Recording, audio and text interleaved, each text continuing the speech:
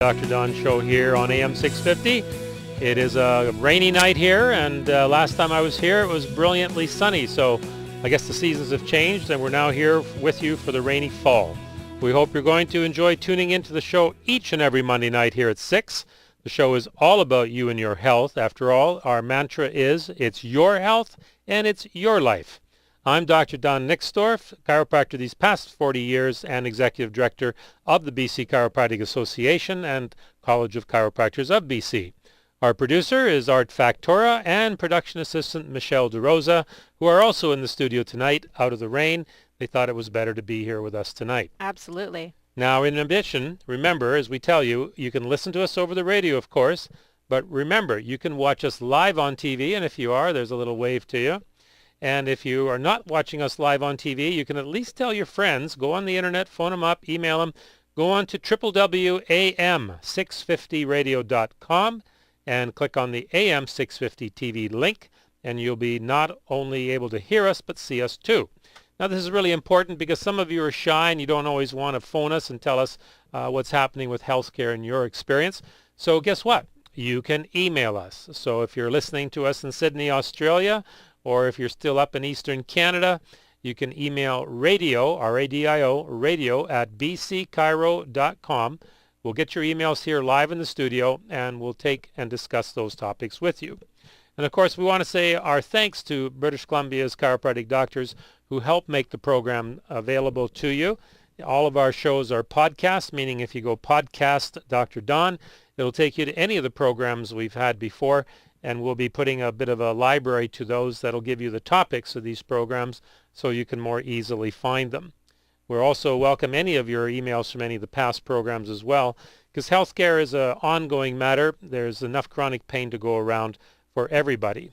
Now, a couple of things we just want to mention to you. We want to give recognition that coming up on October the 18th is the second annual Healthcare Assistant Day. And before you sit there and scratch your head too long about that, this is a really important recognition. Hospital Employees Union care aides and community health workers face many daily challenges to make sure patients, residents, and clients get the best care possible, and often under very difficult conditions. Healthcare Assistant Day has been proclaimed by the provincial government. Therefore, on October the 18th, if you're a resident or if you're a healthcare aid provider or if you know somebody who is, give a recognition to these people because they are absolutely critical in the lives of many people. You never know. It may be one day in your life too. So that's October 18th, Healthcare Aid Assistant Day. Coming up later in the show, Michelle will talk to you a little bit about an important Health Canada notice. This is one all of you social folks want to definitely take a notice of. And we're also going to be talking to you later about a program we did last year with the Bodhi Meditation Center here in Richmond, and another upcoming event November 18th where they're going to estimate about 1,000 people who are going to attend, and the BC Chiropractic Association will be assisting the Bodhi Meditation Center in trying to bring important health information to people who simply today still, believe it or not, don't know they have a back. For example, I still get patients who will say to me, I have sciatica. I got terrible leg pain. And we have another conversation. But I don't have a back problem. I don't have a back problem, but I have this terrible sciatica. So that's a small example of trying to sort of clear the air a little bit, as we shall say. Anyway, we missed you on Turkey Day last Monday, but we're here tonight. Michelle, what's coming up on the program? Well, it's been a hot topic on our show as of late, and thanks to hockey and football, it's getting a lot of attention in the news. What is it? It's brain injury. So Colleen Butler, she's a past guest. She's joining us again later this hour to talk about her experience with a concussion. Yes, that's a brain injury too, and where people can turn for support and advice if they find themselves in a similar situation. Plus, Dr. Don, you talked about a research study a couple weeks back that measured trauma to the brain after a car crash. A principal investigator from this study, Dr. Michael Freeman, will join us shortly to discuss what this means if you have been involved in a car crash. And later in the hour, as Dr. Don mentioned, caffeine and alcohol, a deadly mixture. We'll review the latest warnings from Health Canada. Thanks, Michelle. But yes, this is part of I think this is our third episode that we're going to concentrate on brain injury. And in between the other two, some rather really interesting information happened to come along, including our last guest who was from Melbourne, Australia. Coming up tonight now is Dr. Michael Freeman. He's a forensic epidemiologist specializing in the application of probability and epidemiological data to forensic venues. Now, if all that confused you, he's a little bit like the CSIs you watch on TV. He serves as an affiliate professor of epidemiology at Oregon Health and Science University School of Medicine, Department of Public Health and Preventative Medicine. Dr. Freeman has more than 120 published scientific papers, books, and book chapters on forensic medicine, applications of epidemiology, crash-related injuries and death, crash reconstruction, medical diagnostics, chronic pain mechanisms, adult autologous stem cell therapy. This is getting too long, Michael. We're going to edit this. And a variety of other areas of interest. He has a number of publications on the identification of logical fallacy and junk science in expert testimony for the legal profession as well. Michael, welcome to the program. Well, thanks, Don. We got a little static in there. Is that your cell phone, I wonder? It is my cell phone, unfortunately. I'm out in a place where I just don't get phone service unless it's on a cell phone. All right. Well, you may have to stand on your head and wiggle your toes to make the antenna better. So, Michael, thank you so much for coming on the program tonight. I know you're having a little sort of a personal time of, relaxation and getting well as well. So we really appreciate you coming on the air tonight. Now, this rather long introduction that we gave you is really to sort of stress to the listeners that you're indeed an expert in understanding crash mechanisms. And the subject matter that we want to talk a little bit about tonight, we'll do this at another time as well. But a couple of weeks ago, I came across a research article, and it was rather stunning because it was right in between two of our guests on brain injury and the subject of brain injury related to car crashes.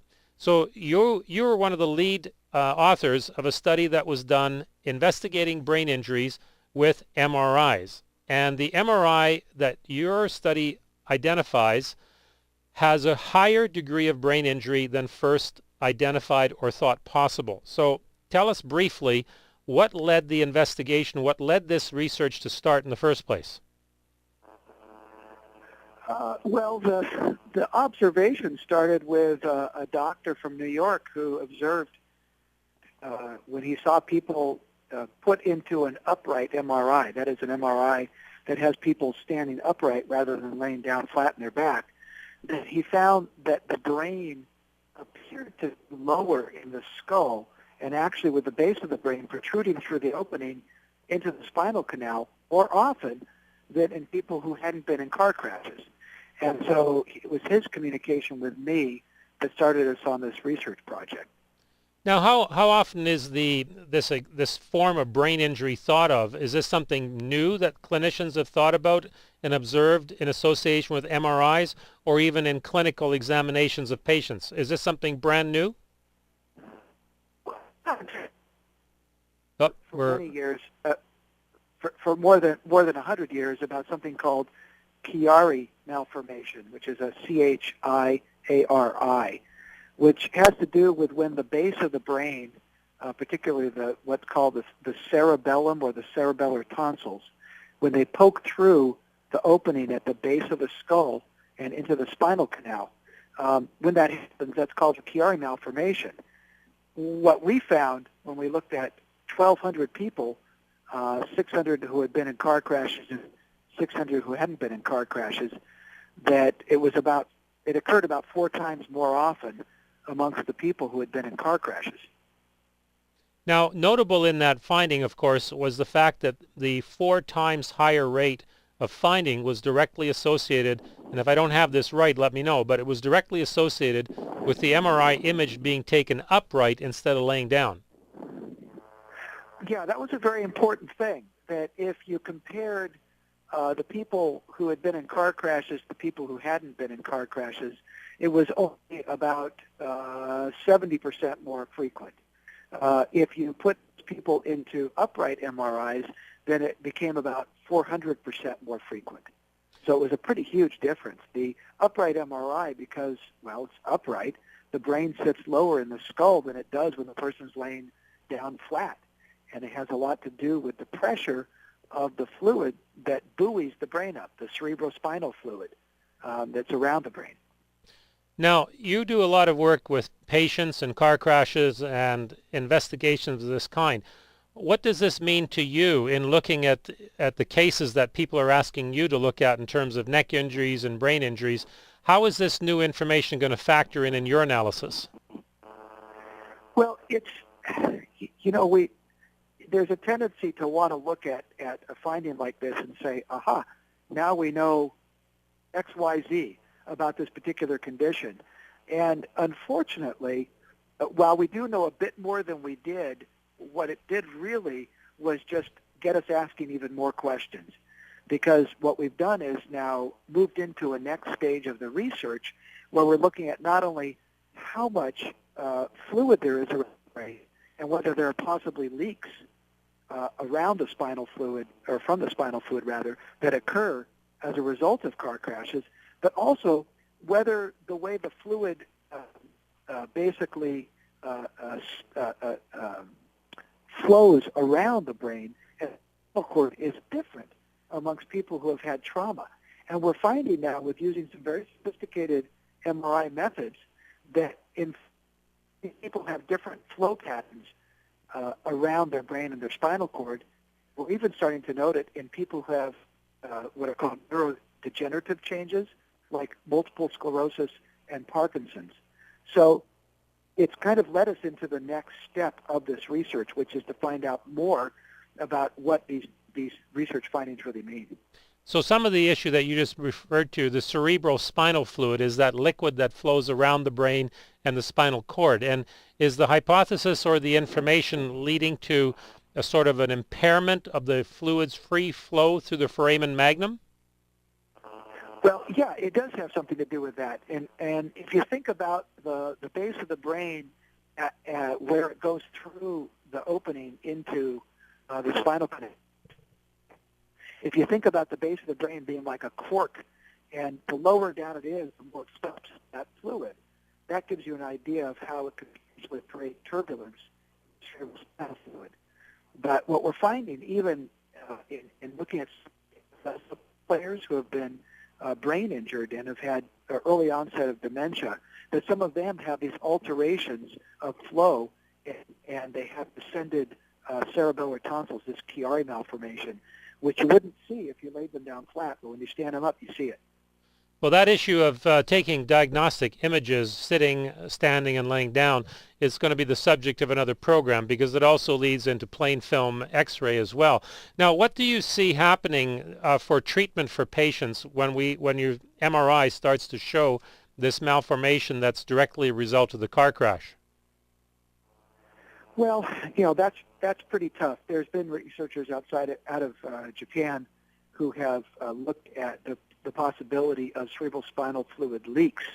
There's a sudden cerebral spinal fluid pressure change that occurs during a car crash that maybe starts leaks, and then the fluid drains out a little bit, and then the brain sits down lower.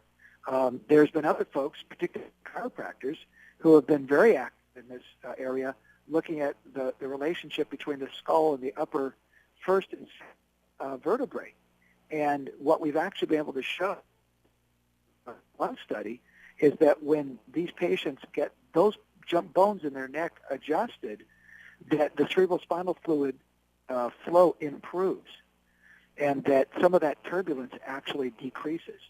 We don't know what that means, but it may possibly be an explanation. Some of these folks get good results when they go to chiropractors. So just for the listeners, because the coverage here, the audio is a little bit hard because of the cell coverage, what Michael's talking about is treatment to the vertebrae in the neck in this case, and trying to restore or improve that functional movement, and that seems to have an effect on improving the cerebral spinal fluid. So Michael, is this somehow related to the situation we saw with the sports information that involved the chiropractor in the United States, Dr. Ted Carrick, and then there was quite a bit of media notice when Sid Crosby went back to hockey as a result of going to the treatment center for Dr. Carrick, and there was a number of motions that were demonstrated that the therapy was involving. Do you see any association there? No, I haven't really looked at any of that sort of thing. I'm not really aware of what it is that Dr. Carrick's been doing. I've heard about some of his work, but I'm not terribly familiar with it. All right. Largely related to objectifying how the cerebral spinal fluid flows through MRI. So I think it's a little bit different than what Dr. Carrick has been talking about. So with this research, what do you see coming next in terms of investigation? Are there any plans to take this research to another direction to help quantify these injuries? Because in that MRI study, there was 1,200 MRIs done. 600 were done on people involved in car crashes. So are we going to start looking at a more aggressive investigation as to cause and symptoms from certain events like car crashes? Well, I think that what it does is it gives us another piece of the puzzle to look at. I mean, when it goes to the doctor says, well, no, I did an MRI on your neck and I don't see any disc herniations. I don't know why you're still hurting. And it turns out that the base of their brain is low relative to their skull, and they have continued pain. That may very well be something associated with that continued condition of pain. But it certainly is wrong to state that somebody like that doesn't really have any objective findings of injury. Well, it's always popular to discount the patient's symptoms when you can't find it as a clinician.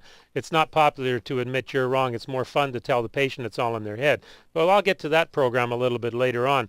So, Michael, with the you mentioned you can see the settling of the brain in the skull in the MRI. How easy is it for someone reading an MRI to detect this difference? Well, that's actually very interesting because MRIs, it's a slice that gives you a two-dimensional picture of a three-dimensional structure.